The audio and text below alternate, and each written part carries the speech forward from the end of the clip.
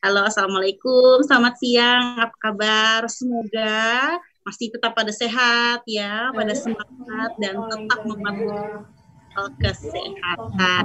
Baiklah, perkenalkan saya Prayang Sanjulia, dosen Teknik Perminyakan FTKE Universitas Trisakti. Hadir di sini sebagai moderator dalam webinar kolaborasi FTKE dan FTI Universitas Trisakti. Baiklah, sebelum kita memasuki acara, yuk kita lihat dulu video profil dari masing-masing fakultas. Yang pertama, kita saksikan video profil dari FTKE. Mobil, pesawat, kapal. Kok gue mati? Grace, lu masih situ nggak Grace? Halo Grace. Kita semua butuh energi. Sebenarnya manusia itu butuh banget sama energi. Coba deh Grace, lu bayangin kalau seandainya sehari aja nih, cuman sehari kita mati lampu, nggak ada energi. Sahur nggak sih? Parah, nggak tahu lagi nih mau ngapain. Jadi kita sebagai generasi muda nih mampu nggak sih kalau kita mau mengelola dan mengembangkan teknologi baru untuk mendapatkan energi? Menurut gue nih ya, mampu banget. Gimana tuh caranya? Kasih tau gue dong. Kita punya tempat pembelajaran ya. Emang ada? Ini dia. Fakultas Teknologi Kebumian dan Energi Universitas Trisakti yang telah berdiri sejak tahun 1980 telah melahirkan banyak lulusan yang handal dalam berkiprah di sektor migas, CBM, panas bumi, serta pertambangan mineral. Yo guys, kita sekarang tepat berada di depan gedung D Fakultas Teknologi Kebumian dan Energi. Benar sekali itu Grace. Dibimbing oleh dosen berkualitas dan berkompeten dari berbagai latar belakang teknis dan non-teknis, akademisi, dan peneliti. Didukung oleh sarana dan prasarana yang memadai, Fakultas Teknologi Kebumian dan Energi Universitas Trisakti mampu melahirkan lulusan yang siap berkiprah membangun bangsa di bidang energi migas dan non-migas. Saat ini, Fakultas Teknologi Kebumian dan Energi Universitas Trisakti memiliki 4 program studi, yaitu Program Studi Sarjana Teknik Perminyakan, menguasai pemahaman mengenai cadangan migas, CBM, dan panas bumi atau energi terbarukan yang mendukung ketahanan energi nasional dan pelestarian lingkungan hidup, maka diperlukan lulusan yang siap untuk terjun ke dunia industri. Program Studi Teknik Perminyakan Universitas Trisakti mampu membantu saya untuk berpikir lebih kritis mengenai isu energi nasional dan internasional. Program Studi Teknik Geologi, Panas bumi serta tambang saat ini membutuhkan sistem tata kelola disertai inovasi di bidang teknologi dalam proses penemuan cadangan energi dan mineral. Selain kita mendapatkan pelajaran akademis maupun non-akademis, kita juga berkesempatan untuk langsung mempraktekkan pengetahuan yang telah kita dapat sehingga kita menjadi pribadi yang siap dan mandiri pada industri energi dan mineral. Program Studi Teknik Pertambangan, Dari hulu ke hilir, dimulai dari eksplorasi, eksploitasi, pengolahan, pemasaran, serta pengelolaan lingkungan tambang. Jurusan Teknik Pertambangan Universitas Trisakti membantu saya dalam cara mempelajari serta mengolah bahan tambang secara mineable, ekonomis, serta berwawasan lingkungan. Program Studi Magister Teknik Perminyakan. Nah, buat seluruh teman-teman yang pengen ngelanjutin studinya Magister Teknik Perminyakan, mungkin ini merupakan salah satu tempat yang cocok dan terbaik buat teman-teman semuanya untuk ngelanjutin studi S2 Teknik Perminyakan. FTKE membekali calon sarjana yang berkualitas. FTKE Local Wisdom for International Talent. FTKE Center of Excellence. Mari bergabung bersama FTKE Universitas Trisakti.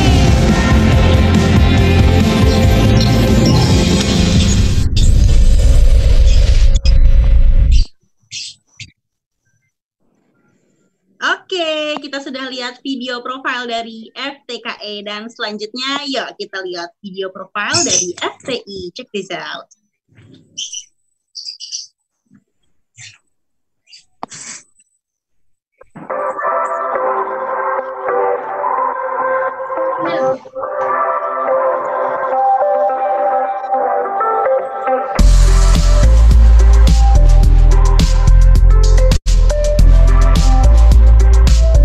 Jadi di teknik mesin itu kita diajarin gimana caranya ngerancang suatu part mesin. Salah satunya itu mobil, motor, bahkan pesawat, Rak. Iya. Betul banget. Dan kita juga bisa ngitung efisiensi mesin pesawat itu. Selain itu, kita juga belajar tentang materialnya kayak logam, besi, baja, gimana caranya itu materialnya itu cocok untuk dijadikan suatu blok mesin. Selain itu, kita juga belajar tentang entrepreneur, manajemen teknik, dan etika engineering.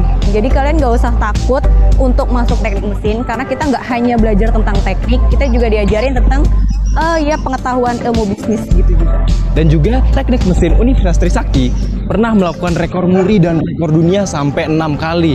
Sangat ambisius itu mahasiswa teknik mesin Universitas Trisakti. Dan juga prestasi-prestasi mahasiswa Universitas Trisakti itu sangat didukung. Contohnya seperti saya pernah menjadi Abang None Jakarta Kepulauan Seribu 2019. Dan juga teman saya Ica yang di sebelah saya nih pernah menjadi juara karate tingkat dunia. Wow. Jadi apa yang kalian tunggu?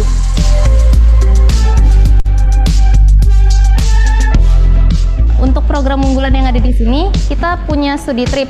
Nah, studi trip itu apa sih? Studi trip itu kita pergi ke suatu perusahaan atau universitas di mana kita bisa melihat alat dan perkembangan industri di sana. Untuk tahun ini kita udah pergi ke NTU Singapura loh. Seru banget ya, Bi? Untuk di Elektro Trisakti ada 5 konsentrasi jurusan loh. Ada arus kuat, ada telekomunikasi, ada sistem kendali, ada elektronika, dan ada sistem komputer. Dilihat dari 5 konsentrasi tersebut, nampaknya elektro untuk di masa yang akan mendatang akan sangat luas prospek ke depannya. Program unggulan dari Elektro Trisakti sendiri ada beberapa hal, salah satu yang paling utamanya yaitu Radio Wave. Radio Wave itu adalah lomba drone tingkat nasional yang diadakan oleh Teknik Elektro Universitas Trisakti. Lomba drone ini sudah dilakukan sebanyak 2 kali. Tahun ini kita sudah lakukan pada bulan Maret, dan kemudian pada tahun depan untuk seri yang ketiga akan dilaksanakan rencananya pada bulan Februari. Untuk prospek yang kedepannya, teknik elektro sangat luas. Kita suka merakit drone dan bermain dengan robot. Tentunya di masa yang akan datang menyamaratakan distribusi sinyal di seluruh Indonesia, atau dengan kata lain membantu beberapa wilayah di Indonesia untuk mendapatkan kualitas sinyal yang jauh lebih baik. Jadi nggak susah sinyal lagi deh. Dan untuk prospek kerja ke depannya, kita bisa menjadi konsultan di bidang elektrikal dan melakukan inovasi di bidang kelistrikan yang dapat membantu manusia di masa yang akan datang.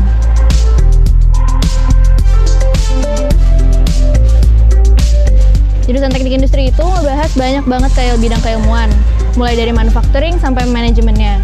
Tapi kalau di teknik industri Trisakti itu sendiri lebih fokus ke bidang manufacturingnya. Ada PIM 1, PIM 2, PIM 3, dan PIM 4. Dari situ kita merancang mini pabrik kita sendiri dan memasarkan produk yang sudah kita rancang di PIM 1 sampai PIM 4 tadi di IBF yang akan dilaksanakan pada semester 7. Jadi nanti setelah lulus kita lebih kebayang tuh gimana nanti kita kalau di pekerjaan di real life-nya. Jadi kan teknik industri ini kita juga mencakup banyak bidang, dari mulai kita diajarin gimana cara kita ngatur keuangan, gimana cara kita manage organisasi, sampai kita desain produk, dan gimana cara kita memproduksi suatu produk itu sendiri. Nah, itu juga alasan kenapa aku milih jurusan teknik industri, karena emang teknik kan nggak terlalu keteknikan, dan kita juga mencakup semua bidang. Dari mulai di semester-semester awal tuh kalian ngedesain stasiun kerja gimana, nanti sekalian udah lebih naik lagi tingkatannya, kalian belajar gimana cara production planningnya, sampai di akhir kalian buat template perusahaannya itu, dan juga di semester akhir kalian bakal bikin suatu produk itu sendiri dari awal, dan cara-caranya gimana kita bisa menjadi wirausaha. Sudah kita pelajari di Teknik Informatika dan Sistem Informasi adalah keamanan jaringan, pengelolaan database, pemrograman perangkat lunak dan framework, manajemen data, dan pembuatan animasi dan game. Dari pengetahuan yang sudah kita pelajari di kampus, nanti akan ada yang namanya penerapan kuliah kerja profesi, di mana kita dapat menerapkan ilmu-ilmu pada di kampus untuk diterapkan di dunia kerja. Nah, tentunya alasan untuk memilih teknik informatika dan sistem informasi ini adalah karena industri kini sudah memasuki industri 4.0. Maka dunia IT itu sudah menjadi bagian kebutuhan primer dari adanya industri masa kini. Profesi yang bisa kalian geluti itu adalah antara lain programmer di bidang perangkat lunak, cloud computing, security, cyber security untuk keamanan jaringan dan informasi. Kemudian ada juga manajemen database ataupun data. Kemudian ada pemrograman web dan juga pemrograman game. Tentunya semuanya itu sangat dibutuhkan di perusahaan masa kini dan prospek kalian tentunya sangat bagus ya. Mengikuti perkembangan teknologi yang ada saat ini, di mana kita harus mengikuti industri 4.0, maka di Fakultas Teknologi Industri kami telah mempunyai Smart Classroom, sehingga semua proses belajar mengajar dari 5 program studi yang ada di Fakultas Teknologi Industri telah mengikuti perkembangan teknologi saat ini. Dulu kami sampaikan di Fakultas Teknologi Industri kami mempunyai 5 program studi sarjana, yaitu teknik mesin, teknik informatika dan sistem informasi yang mempunyai akreditasi B, dan teknik mesin sekarang dalam proses akreditasi internasional IABI, yaitu Indonesian Accreditation Board of Engineering Education. Sedangkan untuk teknik elektro dan teknik industri sudah mempunyai akreditasi A dari BAN PT dan mempunyai akreditasi internasional dari IABI.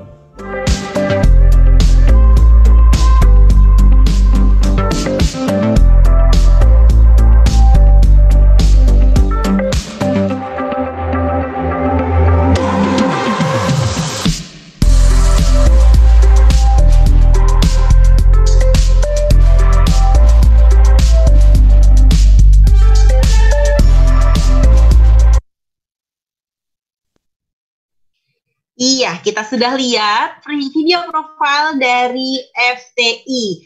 Ya, nampaknya sudah banyak ya partisipan yang hadir di sini. Baik, jadi kita langsung buka saja untuk acara webinar kolaborasi kali ini. Bismillahirrahmanirrahim. Assalamualaikum warahmatullahi wabarakatuh. Salam sejahtera bagi kita semua. Om Swastiastu, Namo Buddhaya, salam kebajikan. Sebelumnya kami mohon kepada seluruh partisipan untuk dapat mengaktifkan fitur mute ya Zoom audio Anda, atau dimohon untuk dapat mute Zoom audio Zoom Anda, dan juga untuk handphone kami mohon dapat disetting dalam keadaan silent atau diam. Terima kasih.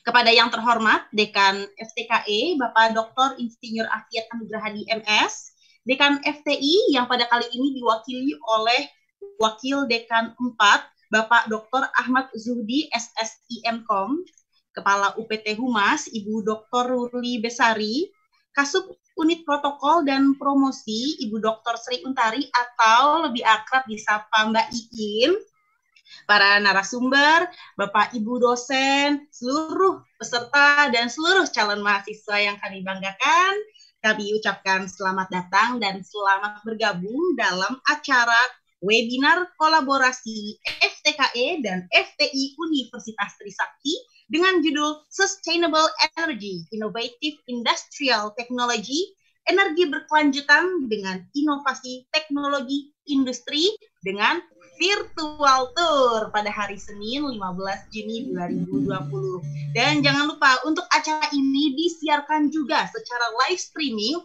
di YouTube channel dan juga Facebook Universitas Trisakti, dan juga live Instagram di @usakti_official. Dengan saya Prayang Sani Julia sebagai moderator. Saya merupakan dosen teknik perminyakan FTKE Universitas Trisakti.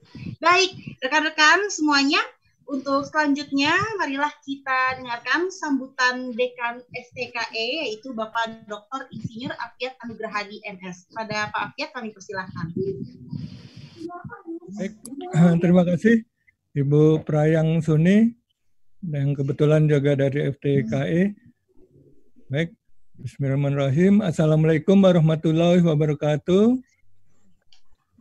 Baik, yang terhormat Bapak, Ibu-Ibu, dosen, para mahasiswa, pimpinan fakultas dari FTI maupun dari FTKE, dan juga para mahasiswa dan juga siswa, calon-calon mahasiswa baru, dan juga undangan umum yang hadir di acara webinar kolaborasi FTKE dan FTI. Jadi pertama kita panjatkan puji syukur kehadirat Allah Subhanahu wa Ta'ala, kita diberi kesehatan untuk bisa hadir di acara webinar ini.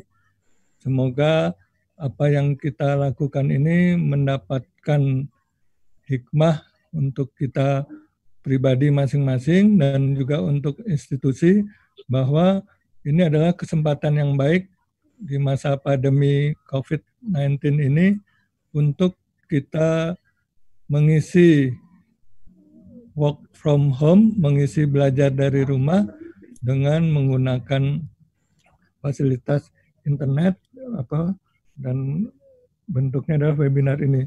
Dan kesempatan yang baik ini adalah kolaborasi antara FTKI, Fakultas Teknologi Kebumian dan Energi, dan FTI, Teknologi Industri, dengan topik yang saat ini disampaikan adalah energi berkelanjutan dengan inovasi teknologi industri. Jadi harapannya seluruh pembicara nanti bisa menyampaikan, sharing ilmunya, dan semoga apa yang sudah diberikan akan bermanfaat dan akan menjadi pahala untuk para pembicara dan untuk para peserta. Ini adalah kesempatan yang baik kita mendapatkan ilmu dari dua fakultas, yaitu teknologi industri dan juga teknologi kebumian dan energi. Sekali lagi selamat mengikuti webinar. Terima kasih untuk para panitia dan juga semoga apa yang kita lakukan bermanfaat dan berkah untuk kita semua. Terima kasih. Wabillahi taufiq wal hidayah. Wassalamualaikum warahmatullahi wabarakatuh.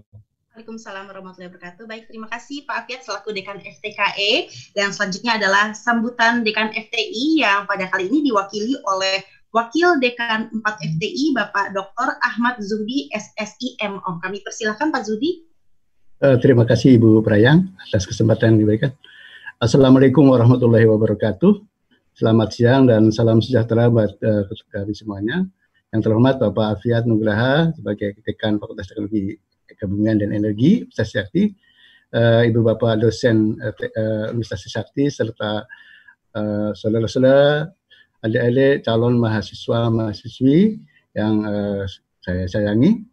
Alhamdulillah pada siang hari ini kita dapat bersilaturahim untuk saling mengenal ya, terutama mengenal dua di antara 9 fakultas yang ada di dalam Universitas Trisakti, yaitu Fakultas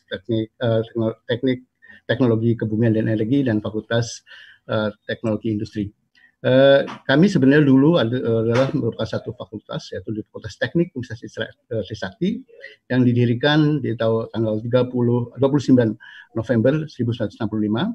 Kemudian pada tahun 1980 Fakultas Teknik itu berpecah dan muncul salah satu fakultasnya adalah Fakultas Teknologi Industri dan Teknologi Industri, di mana di situ ada Fakultas Teknik Perminyakan dan Fakultas Teknik Pertambangan. Kemudian sekitar tahun 1994 berpisah Teknik Perminyakan dan Teknik Pertambangan membentuk sendiri Fakultas Teknologi Mineral yang kemudian menjadi Fakultas Teknologi Kebumian dan Energi. Dari sisi keilmuan, kami dari Fakultas Teknologi Industri adalah merupakan bagian hilir dari suatu rantai mata rantai proses eksplorasi dan pemanfaatan energi ya, dari mulai yang dibutuhkan untuk kehidupan manusia.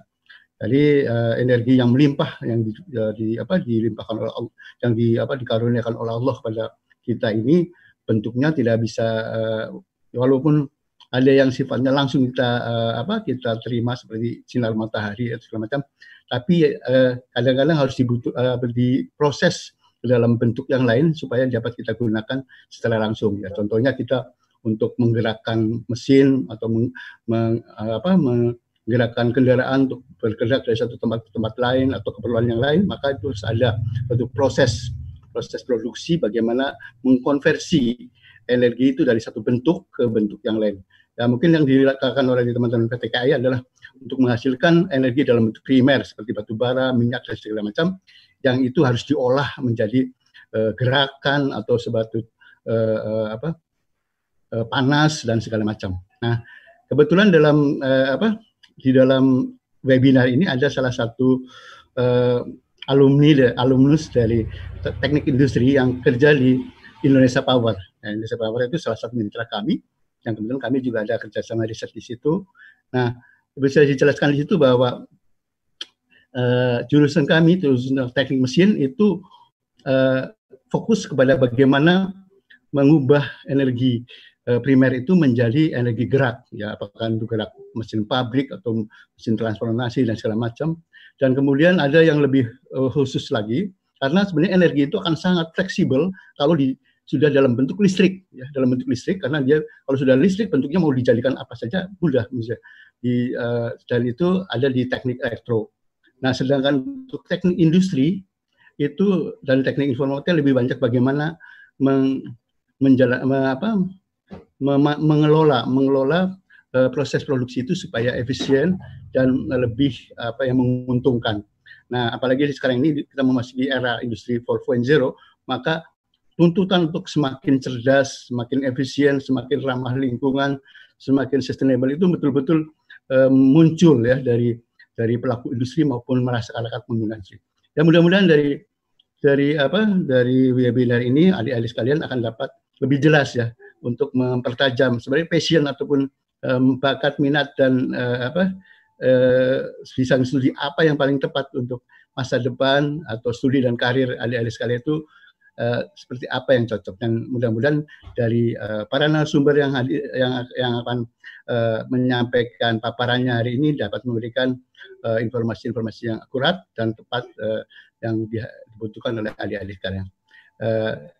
Sekali lagi mudah-mudahan acara ini banyak memberikan manfaatnya kepada adik-adik sekalian untuk mendapatkan studi dan karir yang cerah di masa yang akan datang. Terima kasih. Wassalamualaikum warahmatullahi wabarakatuh. Waalaikumsalam warahmatullahi wabarakatuh. Baik, terima kasih Pak Zudi selaku Wakil Dekan 4 FTI. Baik, adik-adik sekalian, sebelum kita masuk nih ke acara inti yaitu seminar yang pastinya udah ditunggu-tunggu banget ya, apalagi webinar kali ini ada virtual tour-nya. Wah, kayak apa ya serunya ya. Kita dengarkan dulu penjelasan mengenai penerimaan mahasiswa baru atau info PMB Universitas Trisakti yang akan disampaikan oleh Mbak Iin. Mbak Iin, dipersilakan. Hai, terima kasih Mbak Praya, Bapak Afiat, Dekan dari FTKE, Bapak selamat siang. Yang saya hormati juga Bapak Zudi, Wakil Dekan 4 dari FTI, kemudian juga Ibu Ruli, Kepala UPT Humas, terima kasih, kemudian juga rekan-rekan saya yang sudah hadir semua di sini.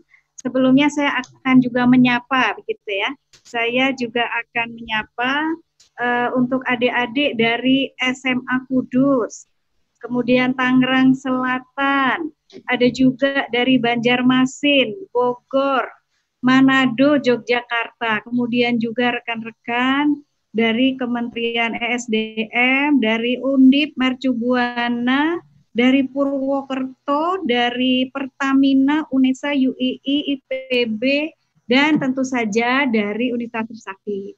Baik, Assalamualaikum warahmatullahi wabarakatuh.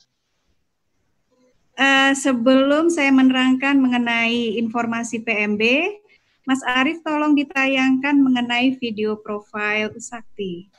Baik, Mbak. Terima kasih.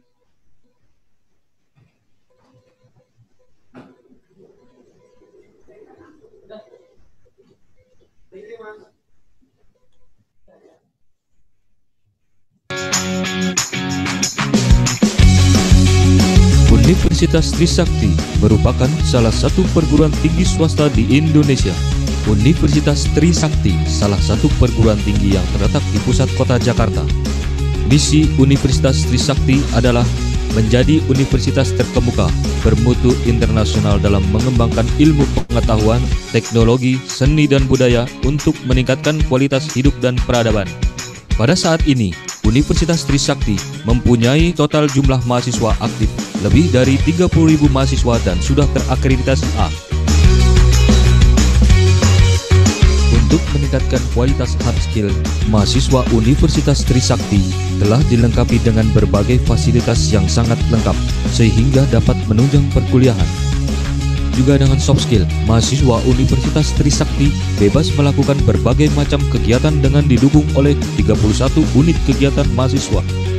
Universitas Trisakti is a one-stop learning for sustainable development.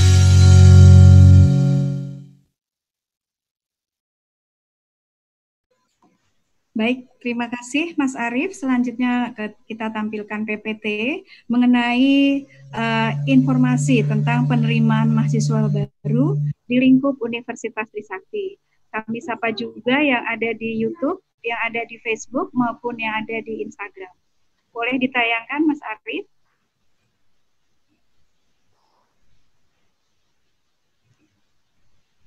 Baik, untuk penerimaan mahasiswa baru Universitas Trisakti tahun 2020-2021,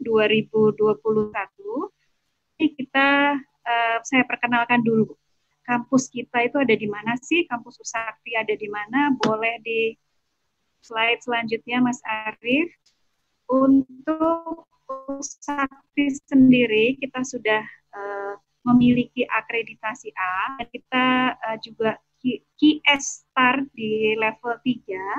Nah, ini kampus kita ini yang pertama ada di kampus A, ini di Grogol. Untuk yang luar kota sekali-sekali boleh ya main ke Grogol. Nah, di sini di kampus A ini terletak kampus di mana Fakultas Teknologi Industri dan Fakultas Teknologi Kebumian dan Energi ini berkampus di sini. Nanti kalau Anda masuk ke Trisakti, kita akan kuliah di sini, di kampus A namanya, bersama dengan 5 fakultas lainnya. Kemudian juga ada kampus B, ini adalah kampus Fakultas Kedokteran dan Fakultas Kedokteran Gigi.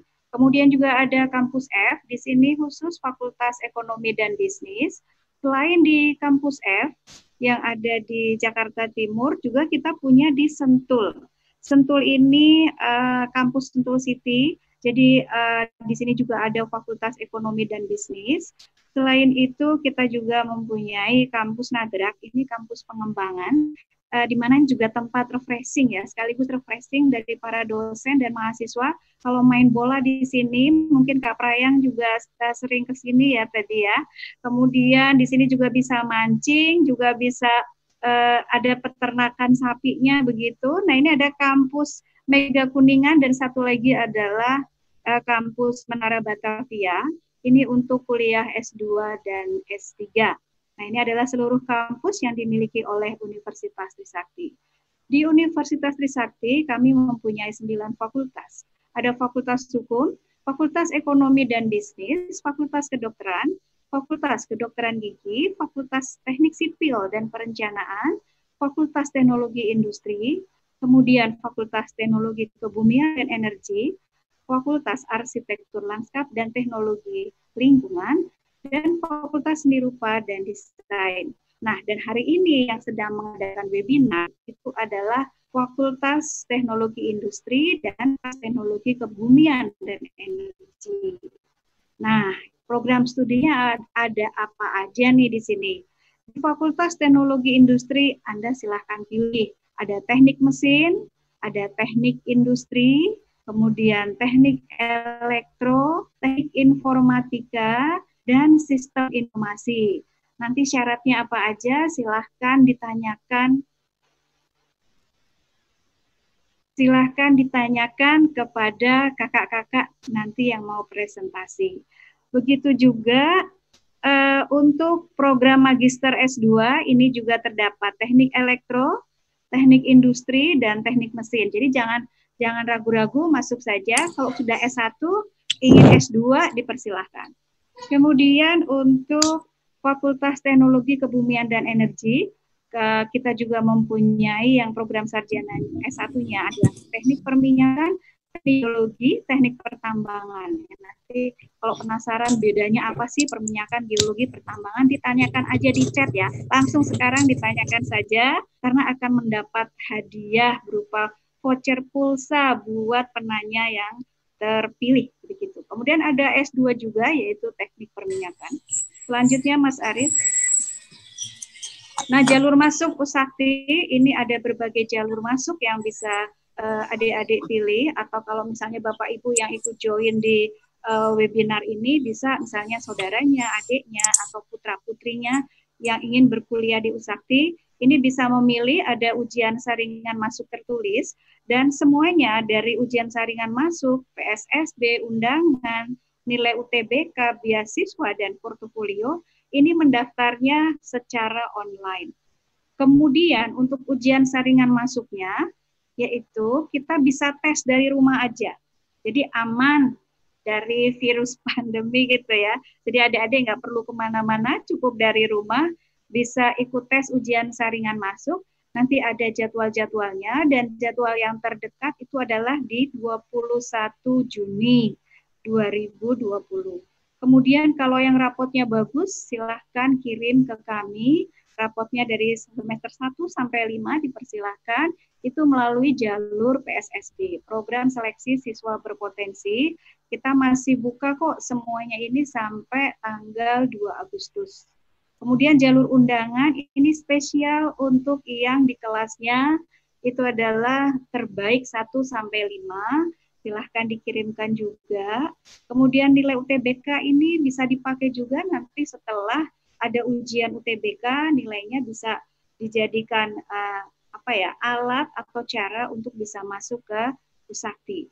Kemudian untuk beasiswa kami ada OSC atau Online Scholar Selection, kerjasama antara Usakti dengan Medcom. Medcom itu kepunyaan Metro TV.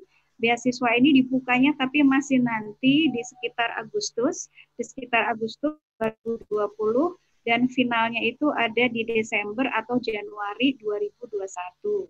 Kemudian ada juga bidik misi, kemudian yang terakhir adalah portofolio. Nanti kalau kurang jelas bisa ditanyakan di chat. Selanjutnya Mas Arief. Nah, ini kalau pengen tahu tadi ya, yang saya bilang tadi 9 fakultas itu apa saja, bisa dilihat di http www.trisakti.ac.id. Kemudian kalau masih bingung lagi bagaimana sih cara mendaftarnya, silahkan klik saja di pmbinfo.trisakti.ac.id. Kalau sudah mantap, silahkan klik di spmb.trisakti.ac.id. Kemudian kalau mau kirim email, beremail, silahkan di humas@trisakti.ac.id atau promosi@trisakti.ac.id. Kemudian ada WA kami, ini yang aktif ya.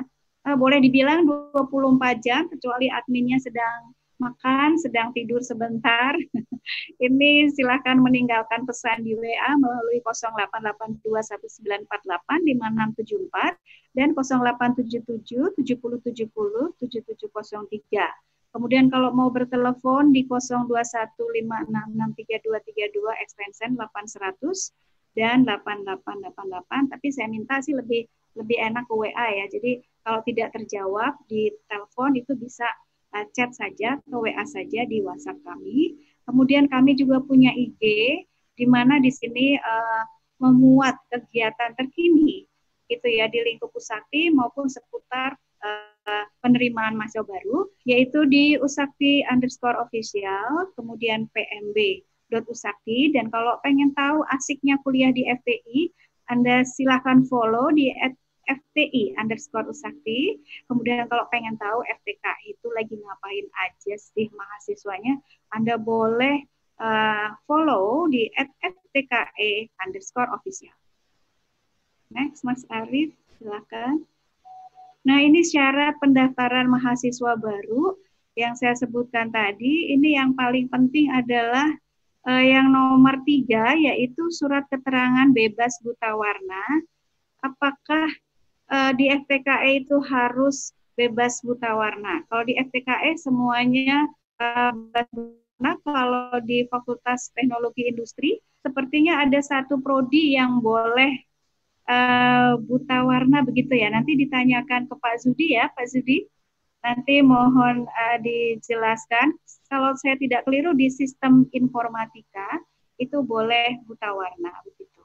Yang selainnya itu adalah mudah sekali, yaitu 1 lembar pas foto saja, kemudian fotokopi KTP. Gimana kalau belum punya KTP, ini boleh pakai kartu keluarga. Ya, masih imut-imut misalnya masih 16 tahun belum punya KTP, Bu, ya udah pakai kartu keluarga saja. Kalau ini ujian saringan masuk, ya. Untuk ujian saringan masuk ini ada biaya pendaftarannya sebesar 300.000. Tetapi untuk adik-adik yang ikut webinar saat ini, Anda semua akan mendapatkan voucher, diskon untuk mendaftar ujian saringan masuk sebesar 300.000.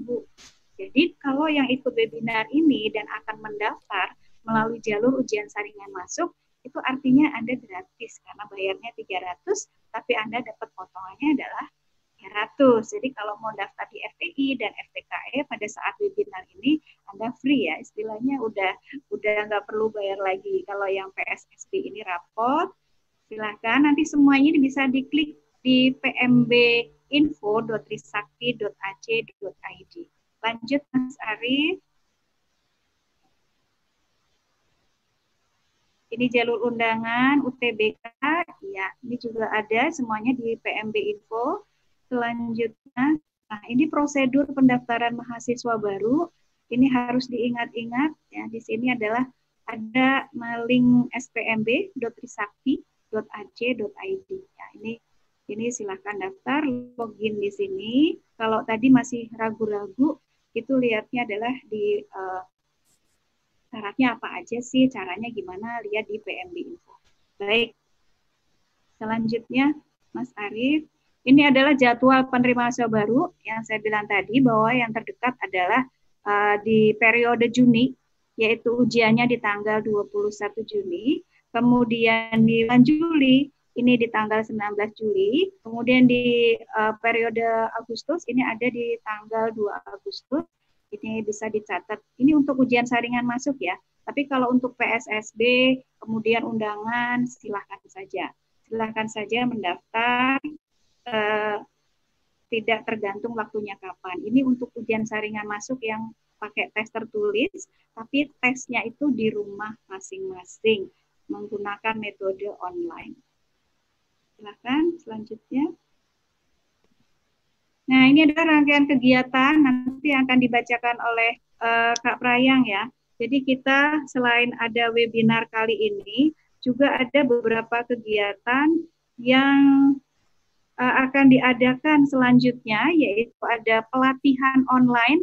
Kalau misalnya tertarik dengan FTI atau FTKI, ini dicatat saja tanggal pelatihannya apa sih yang mau dilatih, begitu ya. Nah, ini menurut saya sih nggak ada ruginya untuk ikut gabung di pelatihan online. Kemudian juga yang terdekat ini ada open house ya. Open house atau jelajah kampus secara online di tanggal 24 Juni. Kemudian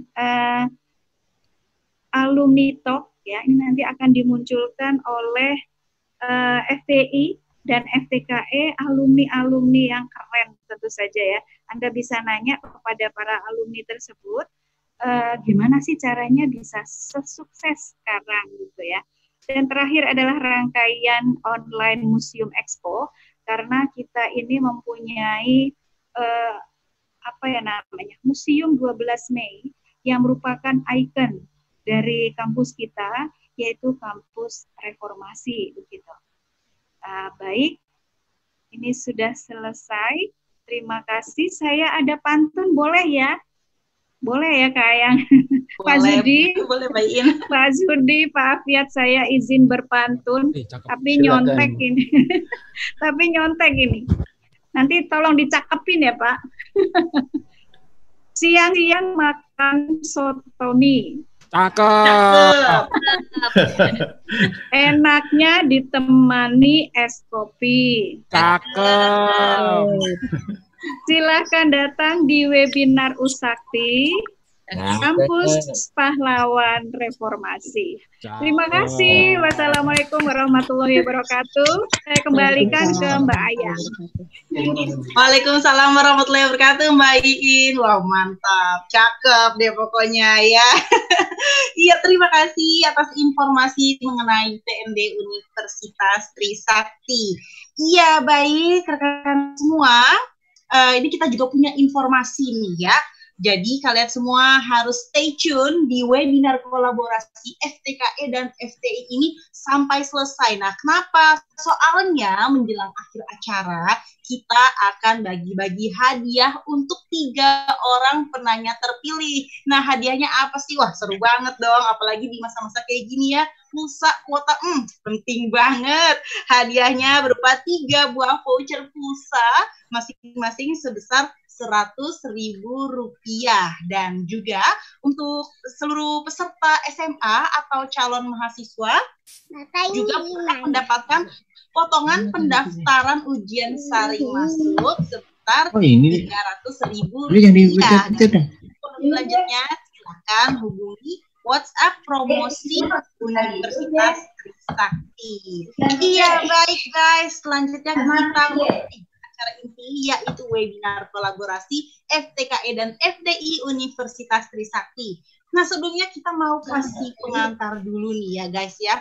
Gimana sih ya rasanya hidup tanpa energi ya, khususnya energi kebumian dan juga teknologi industri saat ini. Waduh, apalagi masa-masa pandemi kayak gini ya, dan juga sekarang kita sudah memasuki era new normal atau normal baru. Nah, terus gimana sih cara mendapatkan energi tersebut? Lalu kalau misalnya udah dapet, nah pengolahannya seperti apa gitu. Terus bisa kita gunakan untuk apa aja? Dan juga nggak ketinggalan prospek kerjanya itu seperti apa sih? Itu ya. Nah, langsung saja kita masuk untuk sesi yang pertama, webinar dari teman-teman FTKE, teman-teman dosen dan juga alumni. Di sini sudah hadir ya bersama kita Mbak Mira Merawati, STMT, merupakan dosen Prodi Teknik Geologi Universitas Trisakti. Lalu juga ada Bang Hafid Pramadika, STMT, yang merupakan dosen Teknik Perminyakan FTKE. Lalu di sini ada Bang Ardi Mabusro ST, mewakili alumni, di mana beliau merupakan alumni Teknik Perminyakan angkatan 2008, seangkatan sama saya, jadi masih muda ya. Dan sekarang Bang Bima bekerja di Medco Geothermal Sarula. Baik, langsung saja untuk sesi pertama webinar FTKE. Silakan mungkin untuk membuka terlebih dahulu, Mbak Mira, silakan diawali Mbak. Iya, terima kasih banyak Mbak Prayan. Oke, suara saya sampai ya? Ya, sampai Mbak. Iya, sampai. Alhamdulillah. Oke, Assalamualaikum warahmatullahi wabarakatuh. Waalaikumsalam. Selamat siang semuanya. Saya ingin mengucapkan selamat datang dan selamat siang kepada Bapak Ibu pimpinan, untuk Bapak Ibu dosen, Bapak Ibu peserta, dan yang sangat spesial di sini adik-adik sekalian yang saya sayangi.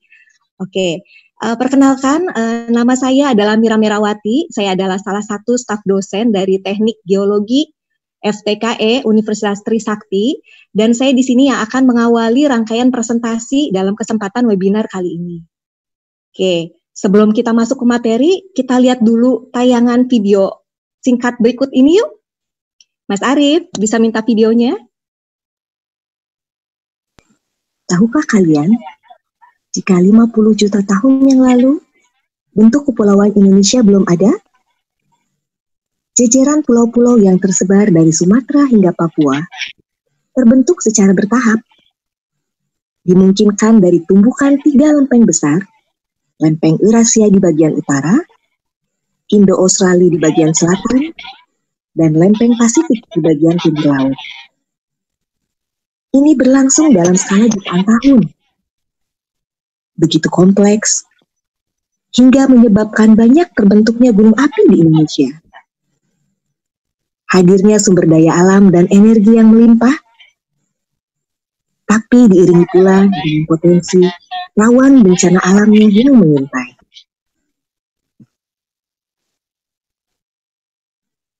Selamat datang di Kepulauan Indonesia. Negeri dengan jumlah gunung api terbesar ketiga di dunia. Potensi panas buminya yang melimpah, minyak dan gas bumi yang melimpah, mineral logam yang variatif, dan batu baranya yang juga melimpah. Selanjutnya kita akan berselancar ke salah satu perwakilan lapangan geotermal di Pulau Jawa, Wayang Windu.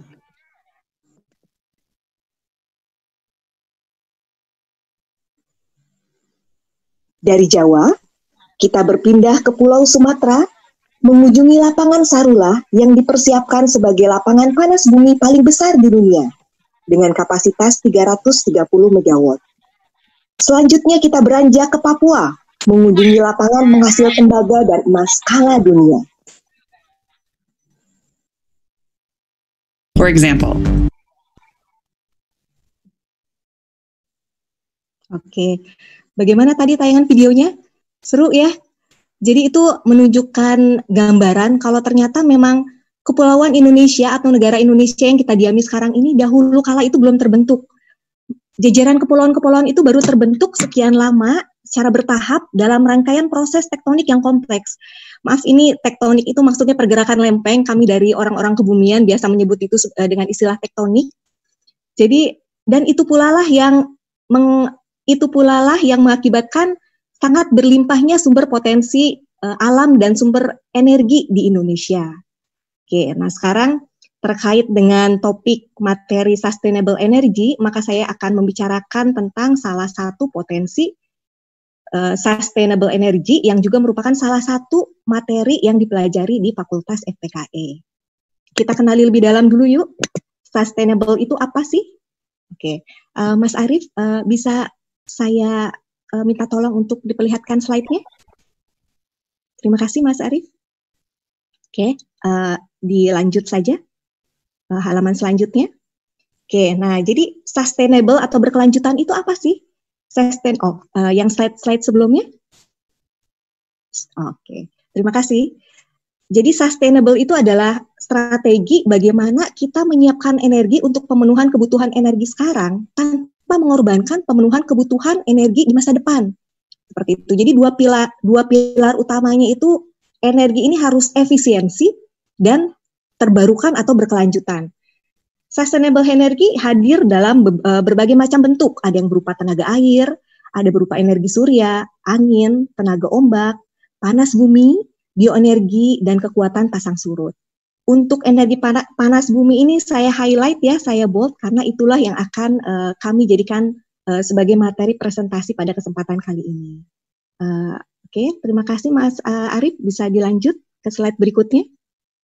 Oke, nah sekarang panas bumi itu apa sih sebenarnya? Panas bumi itu adalah transfer panas dari dalam ke permukaan. Oke, itu pemodelannya kurang lebih kalau di alam ini adalah yang seperti di gambar paling kiri ya, paling kiri bisa kita lihat di sini. Tapi sebenarnya ngebayanginnya itu kayak gimana sih? Oke, analog paling sederhananya itu coba kalian bayangkan, coba sekarang kita bayangin ya kalau misalkan kita mau ngerebus air nih, kita mau ngerebus air. Nah sebenarnya kalau kita mau ngerebus air di kettle ya, atau ceret lah ya, ceret yang ada tutupnya itu ya. Oke, jadi yang mau kita ekstrak di sini adalah panas yang terkandung pada uap air yang dihasilkan dari pendidihan air tadi. Oke, untuk bisa menghasilkan uap air, maka apa saja sih yang harus kita butuhkan? Pertama, kita harus butuh sumber panasnya dong. Kita harus butuh kompornya. Oke, kita harus punya heat source-nya. Selanjutnya kita butuh wadahnya berupa kettle yang pastinya di dalamnya itu ada air yang akan kita panaskan. Selanjutnya, kettle-nya itu jangan lupa harus ada penutupnya. Loh, kalau los-los aja, kalau kebuka-kebuka aja, emang kenapa, Kak? Maaf, saya panggil diri saya sebagai kakak aja ya, biar kelihatannya kayaknya nggak jauh ini ya, rentang usianya ya, nggak apa-apa ya. Oke, itu harus ada tutupnya. Kenapa? Karena kalau kebuka, nanti uap airnya itu, panasnya itu akan terbuang begitu saja ke udara. Dan seiring waktu, pasti temperaturnya akan mendingin. Oke, nah sekarang, dari mana kita tahu, bayangkan kalian ada di dapur, kalian lagi manasin air, dari mana kita tahu kalau airnya itu sudah mendidih? Kettle-nya itu bunyi kan? Krik gitu, dan ada uap air juga keluar dari bagian corongnya. Dan itulah yang kita namakan, kalau dari ahli kebumian kita bilangnya sebagai manifestasi, jadi petunjuk di permukaan bahwa di bawahnya itu ada loh, berlangsung loh sistem panas buminya. Seperti itu ya. Selama panasnya itu masih ada dan airnya masih ada, proses konveksi ini, perputaran siklus ini akan terus berlangsung. Oleh karena itu, maka panas bumi dimasukkan ke dalam energi yang sustain, yang terbarukan dan berkelanjutan. Seperti itu. Ini mudah-mudahan selepas ini jadi tertarik untuk ke dapur ya. Adik-adik yang nggak ke dapur, coba nanti praktekkan, lihat sama-sama benar nggak sih yang dikatakan oleh Kak Mira tadi. Oke, terima kasih Mas Arief, bisa dilanjut ke slide berikutnya.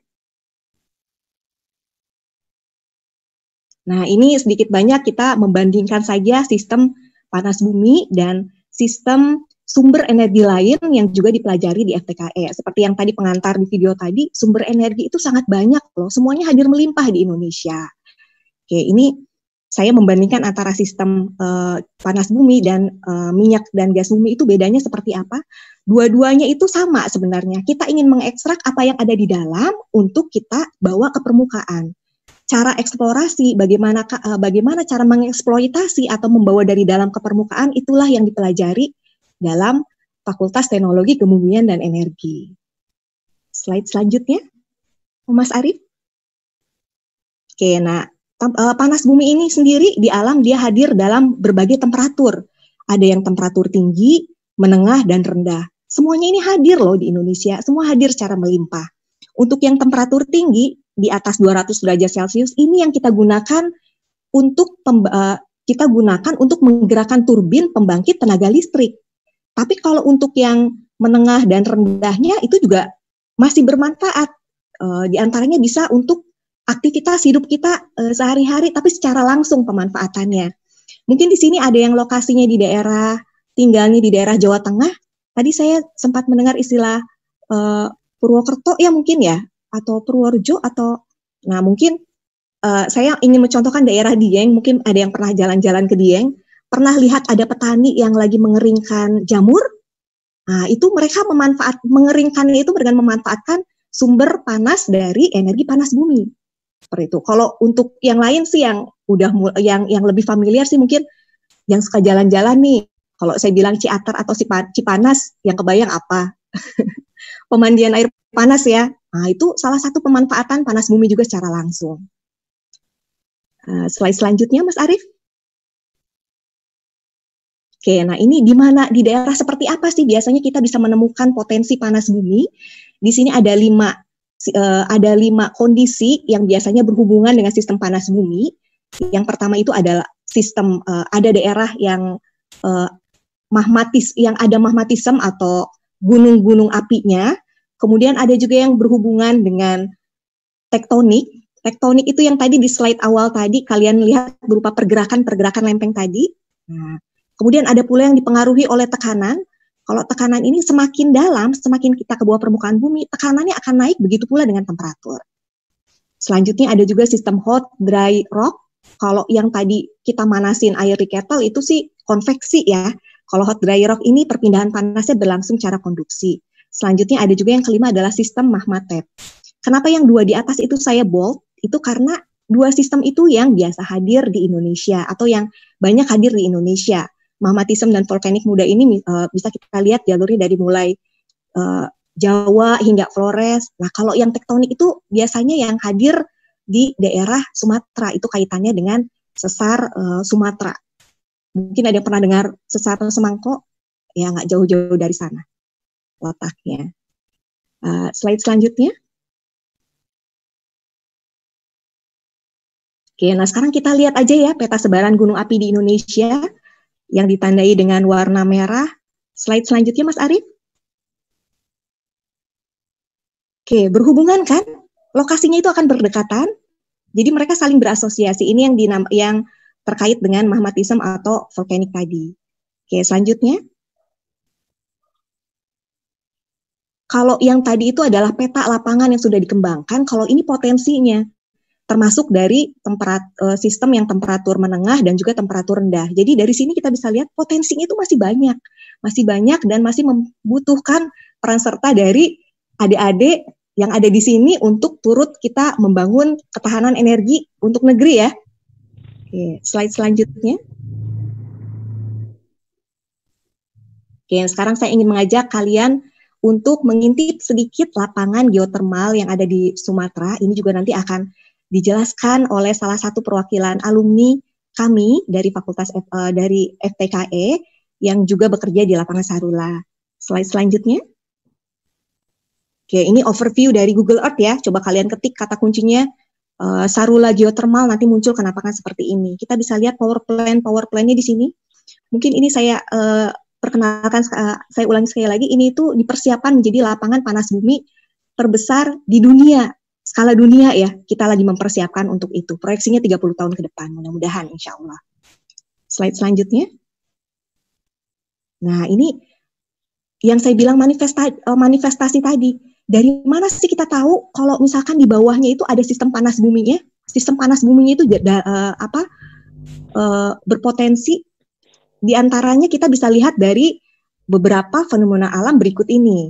Untuk yang di atas itu ada yang kita namakan geyser, itu semburan air panas atau uap periodik. Dia tidak muncul setiap waktu, tapi dia hanya beberapa waktu aja. Oke, itu yang dinamakan geyser. Hot spring, oh ini yang tipikal Ciater, Cipanas, pemandian air panas ya. Kalau hot spring ini sebenarnya lebih berupa kolam air panas. Selanjutnya kalau misalkan lubang kepundan nanti dia mengeluarkan uap air, itu kita namakan sebagai fumarole. Kalau keluarannya disertai dengan warna-warna eksotik yang warna kuning-kuning ini karena ada sulfurnya, itu kita namakan solvatar. Sedikit tentang travertin yang rumahnya di daerah Bogor, mungkin bisa cek ke daerah Ciseeng ya. Coba cek di sana. Di sana travertinnya bagus deh, indah deh. Oke, slide selanjutnya Mas Arief. Nah, kalau tadi kita berbicara tentang sistem panas bumi atau geotermal yang bisa berhubungan tektonik, bisa berhubungan dengan gunung api. Terkait dengan gunung api, seiring dengan waktu dia kan pasti akan mati ya. Sumber panasnya akan mati. Terus sudah gitu gimana dong? Teronggok gitu aja? Oh tidak, jangan salah. Gunung api yang telah mati itu masih menyajikan potensi sumber energi yang lain. Di antaranya adalah mineral logam. Ini bisa kita lihat perwakilannya di lapangan Grasberg, Freeport yang ada di Papua. Pasti pernah dengar ya. Dia adalah penghasil tembaga nomor 2 terbesar di dunia. Itu adanya di Papua, di Indonesia. Slide selanjutnya Mas Arief. Nah ini kalau kita lihat lebih dekat, jadi dulunya itu dia berupa satu gunung dan di dalam satu gunung itu mineral biji emas peraknya itu, bukan perak ya kalau di Grasberg ini tembaga yang utama, emas menyusul. Tembaga dan emasnya itu dia hadir merata dalam satu gunung itu. Nah ini mungkin ada yang bertanya, itu kalau misalkan lahannya udah menganga gitu, nanti merusak lingkungan dong? Oh tidak, jadi nanti akan ada strategi untuk konservasi atau rehabilitasi lahan. Nanti mungkin ini bisa jadi ditimbun atau mungkin malah dialiri air untuk jadi untuk dialihkan menjadi potensi wisata danau misalkan. Slide selanjutnya. Nah, kalau di sini tadi kita lihat overview dari atasnya ya, seperti ada tambang terbuka, tapi ternyata ke dalam itu dimensi dari tambangnya itu, body ore-nya itu masih besar, diameternya 2,5. Nah, dari total semua wilayah kerja ini, ada beberapa dikelola oleh perusahaan multinasional. Ada 7, salah satunya Chevron yang mungkin kalian sering dengar, Pertamina dalam negeri sendiri, Total, PAONWJ, Sinop, ConocoPhillips, Mobil Cepu.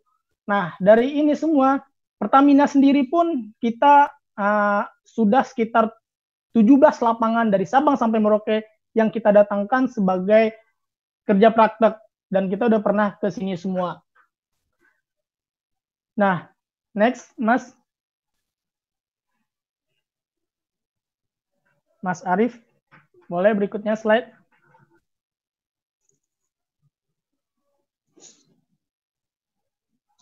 Mas Arief.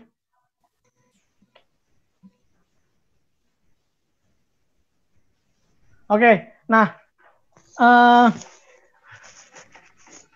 sebenarnya geotermal kita juga mempelajari, tetapi di sini migas sendiri pun tidak akan tergantikan. Kenapa bisa dibilang tidak akan tergantikan?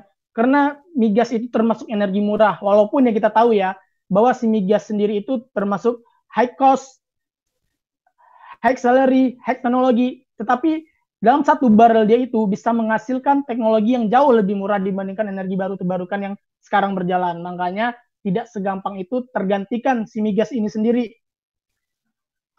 Dan potensi sendiri migas masih sangat besar. Kita bisa lihat di Indonesia nih yang baru-baru yang sekarang nih. Kementerian ISDM mencatat kegiatan eksplorasi minyak dan gas bumi migas menemukan cadangan migas di 3 lapangan sepanjang kuartal 1 2020. Terbaru nih dari Januari sampai Maret.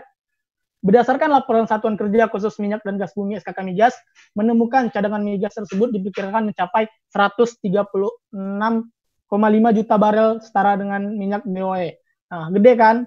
Di Indonesia sendiri loh itu, belum dunia. Nah, di dunia sendiri nih, mungkin kalian adik-adik sekalian nih, dengar nih isu-isu yang terbarukan nih tentang Laut Cina Selatan yang makin memanas.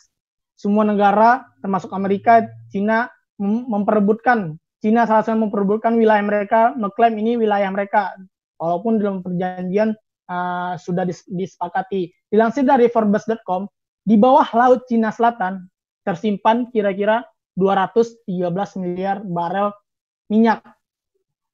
Nah, terbayang dong, 213 miliar migas di sana, itu bisa menghidupkan puluhan tahun mungkin untuk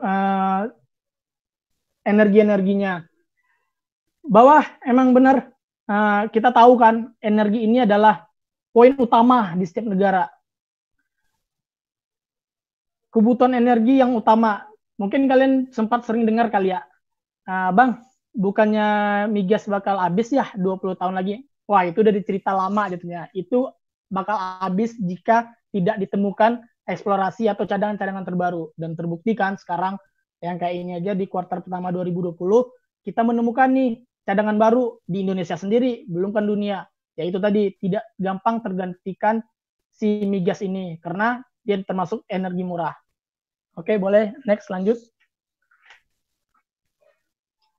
Nah, selain perminyakan sendiri, kita sebagai memberikan energi yang nantinya dikelola oleh orang FTI, di mana pertambangan sendiri juga nih kalau kalian tahu ya, PLTU Paiton terletak di Desa Binor, Kabupaten Probolinggo, Jawa Timur. Nah, dia ini menghasilkan 4.600 megawatt. Nah, ini termasuk pembangkit listrik terbesar di Indonesia dan diklaim terbesar di Asia Tenggara. Dan ini energi dari batu bara. Nah, batu bara sendiri juga menghasilkan energi, selain migas juga. Next, boleh, Mas? Nah, di kita sendiri itu, TKI itu terbagi atas 4 tadi. Teknik perminyakan, teknik geologi, teknik pertambangan, magister teknik perminyakan. Dari masing-masing jurusan ini, teknik perminyakan sendiri itu mempunyai 8 laboratorium, tapi saya di sini pengen garis bawahi atau yang warna merah itu simulasi reservoir. Begitu dengan teknologi, di sini ada 6 lab laboratorium menggarisbesari bahwa komputasi atau simulasinya. Pertambangan sendiri ada 5 laboratorium menggarisbesari komputasi atau simulasinya sendiri. Kenapa saya menggarisbesari di poin simulasi ini? Mungkin nih banyak pertanyaan mungkin ketakutan mungkin ya bagi adik-adik yang wanita. Wah, kalau dilihat dari teknik ini mungkin lebih banyak kerja di lapangan ya. Wah, serem kalau kerja di lapangan. Wah, tenang. Kita sendiri untuk wanita bisa bekerja back office atau simulasi ini. Nah, didukung dengan simulasi kita yang banyak mendapat hibah. Boleh next kita lihat nih hibah-hibah apa aja nih yang kita dapat nih.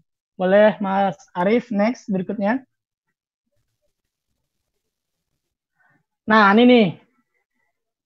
Salah satu nih yang kita dapat donasi lisensi software dari Selam Bersih Geofisik Nusantara senilai setengah triliun rupiah untuk prodi teknik perminyakan dan teknik geologi. Nah, terbayang dong, kita dapat hibah sebesar setengah triliun. Bayangkan jika adik-adik bisa mengoperasikan software ini, jago mengoperasikan software ini, dan bisa membantu mengerjakan ini, salah satu dari Selam Bersih, terbayang dong, mungkin kalian yang bisa mengerjakan software yang seharga setengah triliun cuma digaji UMR. Nah, itu bisa terbayang lah dalam bentuk kalian bisa menguasai. Kita bisa lihat selain itu juga sangat banyak nih, senilai miliaran semua nih, nggak ada di bawah ratusan juta, nggak ada nih miliaran semua iba-ibanya. Nah, ini tadi didukung oleh bagi kalian yang wanita mungkin mikir, wah kerja di lapangan enggak, ada back office dan simulasi ini kita sangat didukung hibah-hibah yang banyak ini. Oke, boleh selanjutnya mungkin Sarif.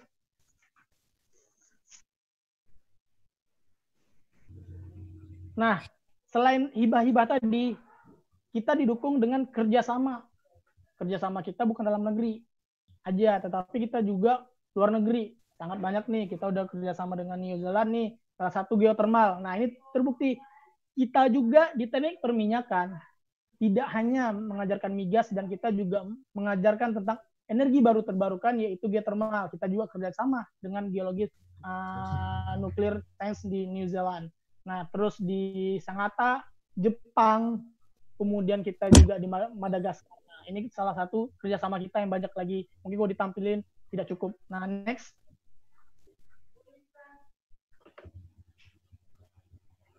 Mas Arief, berikutnya. Nah, selain itu, kita mempunyai dosen-dosen yang ya go internasional. Terbukti juga salah satu nih prestasi di UK oleh Dr. Insinyur Afiat Anugrahadi, MS, sebagai delegasi RI. Kebayang dong perwakilan delegasi RI di sini.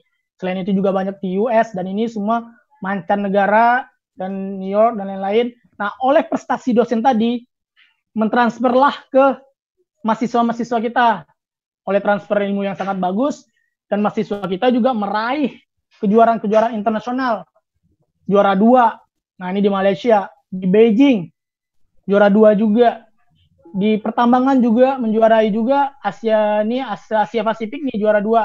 Sangat banyak kompetisi luar negeri yang dijuarai oleh mahasiswa-mahasiswa kita.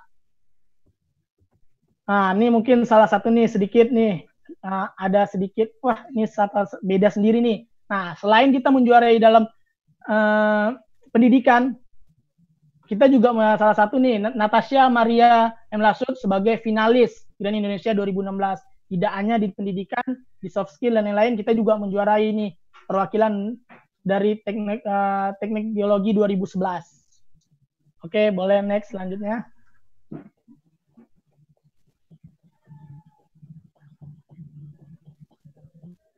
Mas Arief, boleh selanjutnya.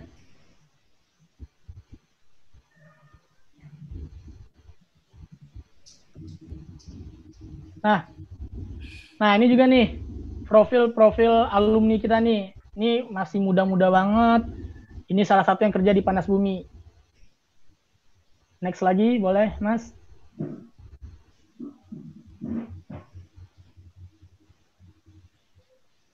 Next lagi, Mas Arief.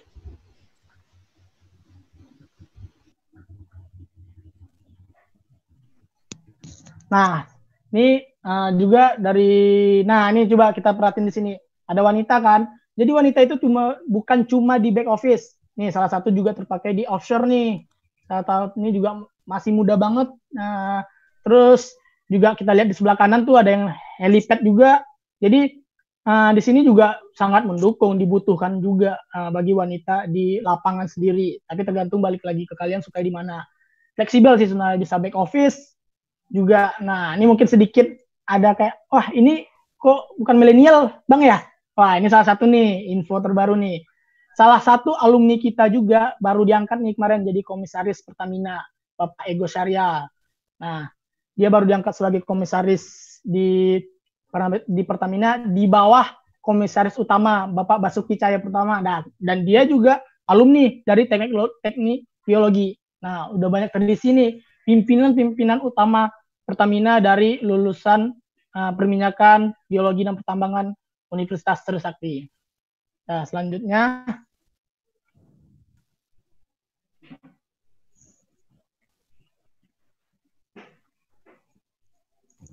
Selanjutnya, boleh.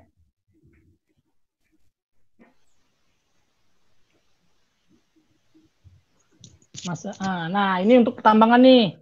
Ini abang-abangnya juga yang baru-baru lulus di Freeport pun, ya kita juga ikut andil abang-abangnya juga. Boleh di slide terakhir mungkin, Mas Arief.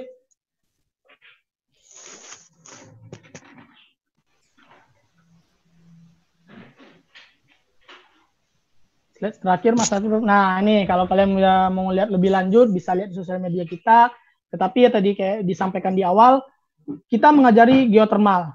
Walaupun cuma beberapa SKS, tapi terbukti kita bisa menghasilkan lulusan kita bisa bekerja di geothermal dan diterima geothermal. Nah, ini sebentar lagi nih alumni kita nih, Bang Bima angkatan 2008, dia lulusan teknik perminyakan, tapi sekarang bekerja di geothermal. Nah, mungkin sedikit poin nih ya yang join hari ini, sedikit informasi nih yang sangat menarik dan baru hot banget nih, beruntung kalian bisa masuk. Bahwa nantinya kalian yang masuk ke teknik perminyakan, kita ke depan bakal ada sistem fast track, di mana teknik perminyakan dan magister teknik perminyakan bisa kalian ambil jadi satu dan itu bisa 5 tahun. Nah, itu sebagai informasi tambahan aja deh buat kalian yang beruntung dan join pada webinar hari ini. Oke, selanjutnya saya serahkan ke Bang Bima nih, pengalamannya yang sangat banyak lah yang bisa terjun ke geothermal dan bekerja di geothermal. Mungkin boleh Bang Bima udah bergabung. Oke, thank you Mas Afid. Halo adik-adik semuanya. Masih semangat lah ya menyaksikan webinar ini. Oke, untuk slide selanjutnya boleh Mas Hanung.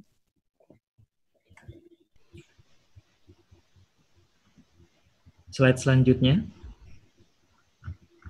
Ya, nama saya Arbima Bustro. Saya alumni Teknik Perminyakan 2008. Jadi dari tahun angkatannya ketahuan lah ya umur saya berapa. Ya, sekitar 20 tahun lah. Ya udah deh, langsung aja slide selanjutnya.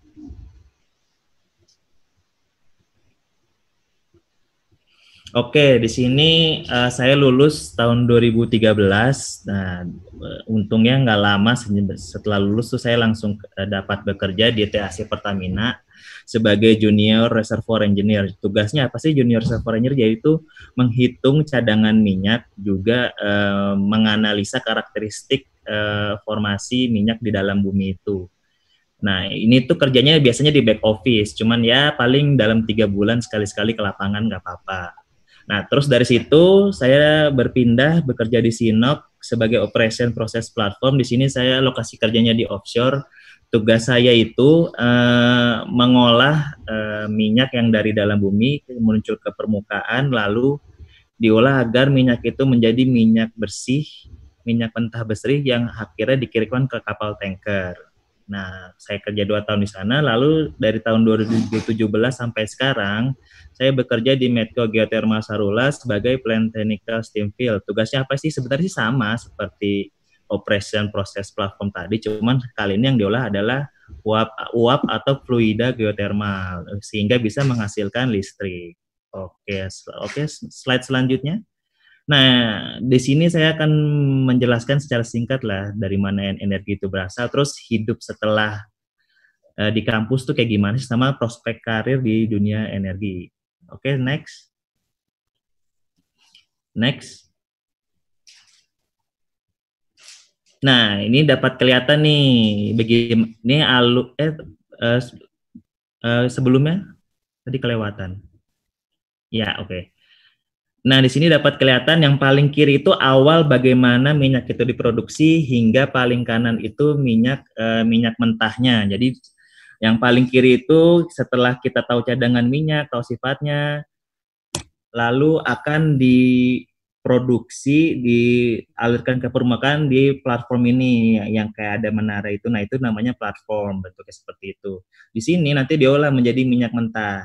Setelah jadi minyak mentah, lalu dialirkan atau ditransfer ke kapal tanker tuh yang ada seperti perahu panjang. Itu aslinya tuh besar sekali, itu kapal tanker bisa 3 kali size lapangan bola.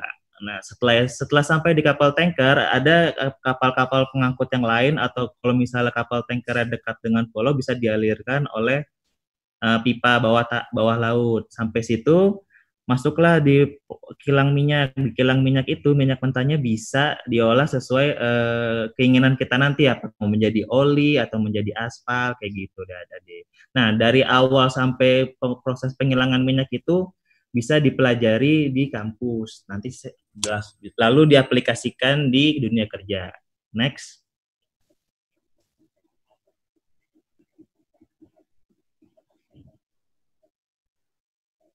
Next.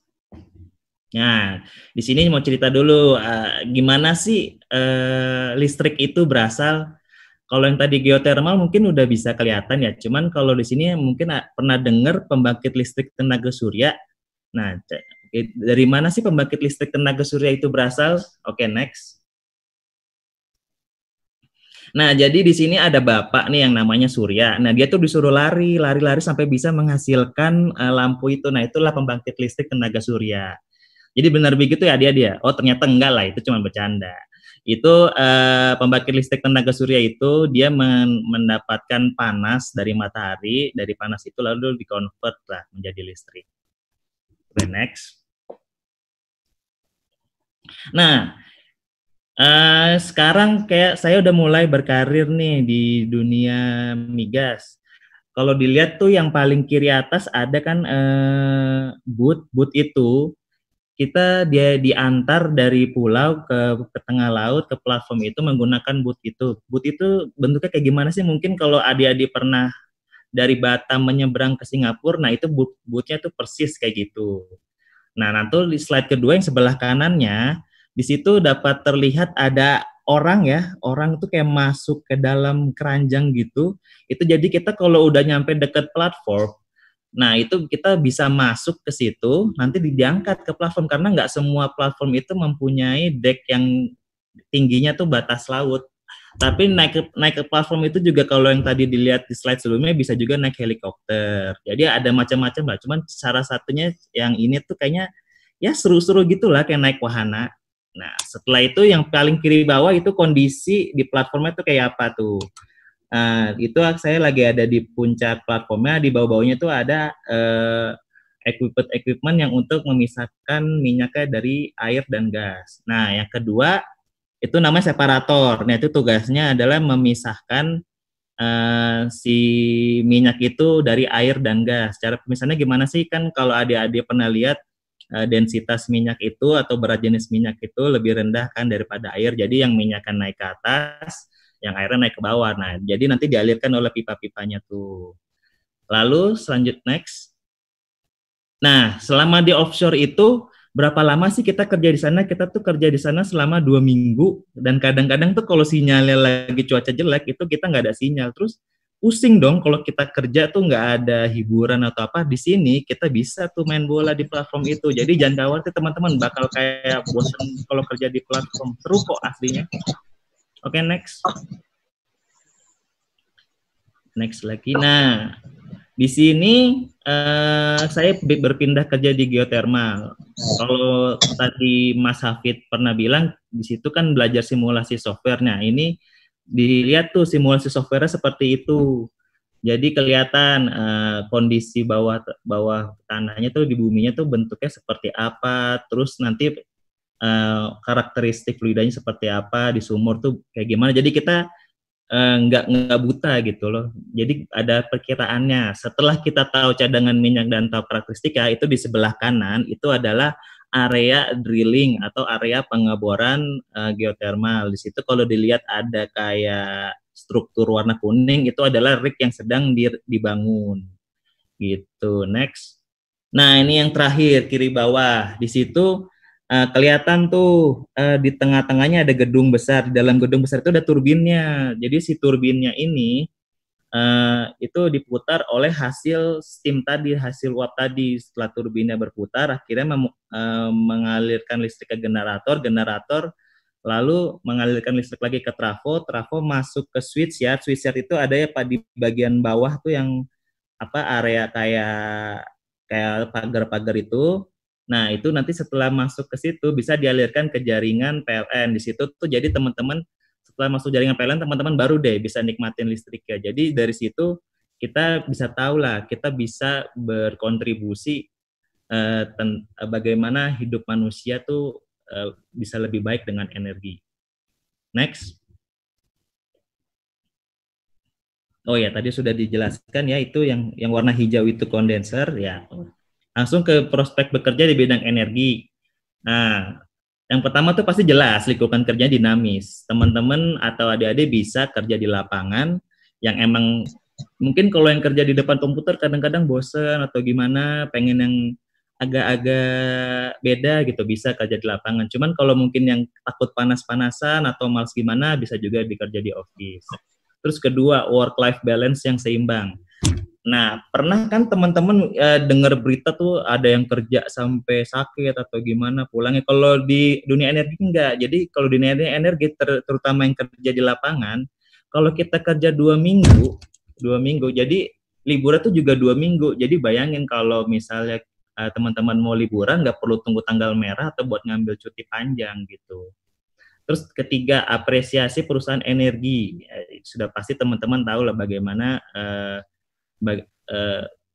karyawan-karyawan yang kerja di bidang energi itu umumnya sejahtera. Lalu yang satu lagi mungkin yang tidak yang tunjangan yang belum tentu didapatkan dari perusahaan adalah tunjangan liburan. Jadi teman-teman tuh bisa liburan itu dibayarin dari perusahaan. Kapan lagi kan dapat tunjangan seperti itu. Lalu yang terakhir ada karir yang berkelanjutan, ya sudah dijelaskan tadi oleh Mas Hafid juga. Dari 2014 sampai saat ini banyak lapangan migas dan lapangan geotermal itu yang buka, dan kalau bisa nanti kalau ada waktu juga ke depannya tuh akan banyak juga loh lapangan-lapangan baru yang dijelaskan yang akan dieksplorasi seperti ada di Ijen itu lapangan Medco juga yang baru, atau mungkin di Ungaran yang sedang lagi dieksplorasi. Oke, thank you. Next. Nah, segitu aja deh dari kita nih, terutama aku dan semuanya teman-teman Trisakti. Mungkin kalau ada pertanyaan bisa ditanyakan, atau mungkin sekarang Ibu Prayang mengambil alih. Oke, iya terima kasih banyak untuk para narasumber dari FTKE, ada Mbak Mira, Bang Hafid, dan juga Bang Bima. Ya, alhamdulillah ya, insya Allah kita semua sudah mendapatkan pemaparan yang jelas khususnya mengenai potensi energi kebumian yang akan dipelajari di FTKE itu apa saja ya. Seperti tadi kan sudah disebutkan, ada energi fosil ya, minyak dan gas bumi, terus juga ada energi terbarukan, salah satunya geotermal, lalu juga tadi dijelaskan mengenai teknik geologi dan juga hasil tambang yang akan dipelajari di teknik pertambangan. Lalu kita juga sudah mendengarkan mengenai keunggulan dari FTKE itu apa aja, dan pastinya juga bisa menunjang kegiatan belajar mengajar untuk para calon mahasiswa. Dan tak lupa kita juga sudah mendengarkan juga pemaparan mengenai prospek kerja di dunia migas itu atau di dunia energi itu seperti apa ya. Menarik sekali, dan juga kita sudah mendapatkan banyak sekali pertanyaan ya. Namun sebelum kita memasuki ke sesi tanya jawab nih, kita masih ada satu sesi lagi dari